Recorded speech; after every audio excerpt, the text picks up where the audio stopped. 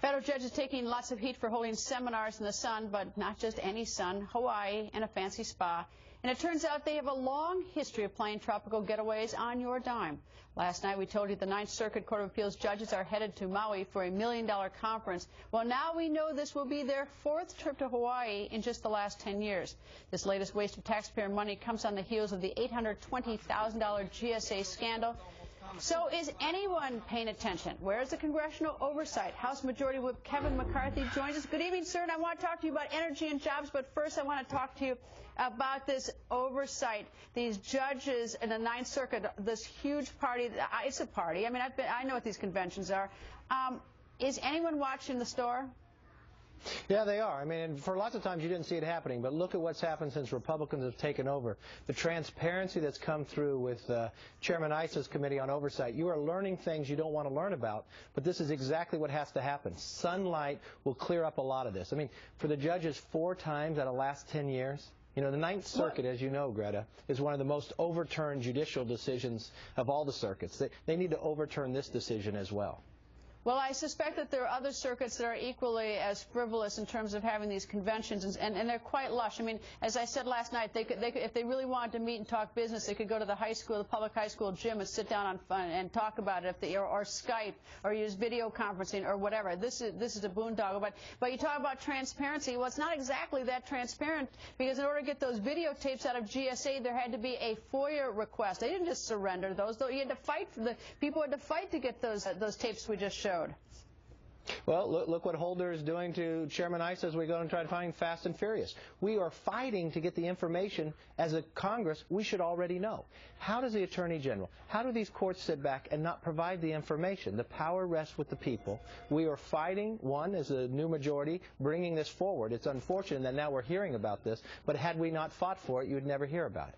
All right, well, I hope the Chief Justice of the Supreme Court, as the boss for this circuit, I hope that he's watching and that he makes a phone call out there and tells him to stop it, because that's that's a huge amount of money that a lot of Americans who will never make it to Hawaii don't want to see spent. All right, energy and jobs. What's the rollout? What's the new plan?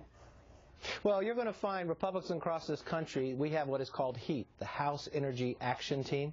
We are going across the country the next 2 days looking at an energy policy that could actually become energy independent. I will be in North Dakota tomorrow. And what's so important about North Dakota has gone in a few short years of having some oil to being the second largest producing state in the nation. They have now surpassed Alaska. And if you look at their unemployment, they're at 3% unemployment. They've got more jobs there than they have people. We could become energy independent and stop sending our money overseas, but we have to have a policy that allows us to do that. So we're spreading across the country from California to North Dakota to Pennsylvania to Texas, talking to individuals, listening to, and you're going to find legislation to actually bring this forward, more that will go to the Senate and actually push the President to make a final decision and make us energy independent. I suppose for the drivers, sort of the good news is gas prices, though, are creeping down, at least right now. That's the good news, right? Yeah, but they're still 102% higher than when Obama took office. Are we going to settle for $3.50 gasoline? Or can we lower it below $2? Are we going to settle for continuing to send our money overseas or invest in America? Technology today, we can reach resources we have not been able to before. Some of the largest finds are sitting right here in this country. It can end the uncertainty, but it could improve our business and our own investment.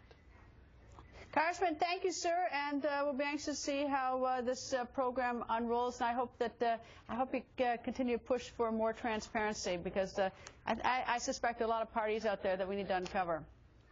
You're going to see a lot more in Congress as we continue to fight for it. And I know Hawaii's in the Ninth Circuit, but you know what? So is Bakersfield, California, and I'd gladly welcome them right there. We have a nice convention center that could make a nice cost and save a lot of taxpayer money.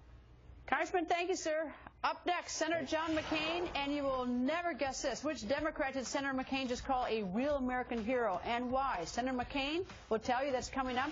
And in 2 minutes, terrifying moments. The father rushes to save his child's life. The father succeeds. So why are police punishing him? You have to hear this one, and you will, straight from the hero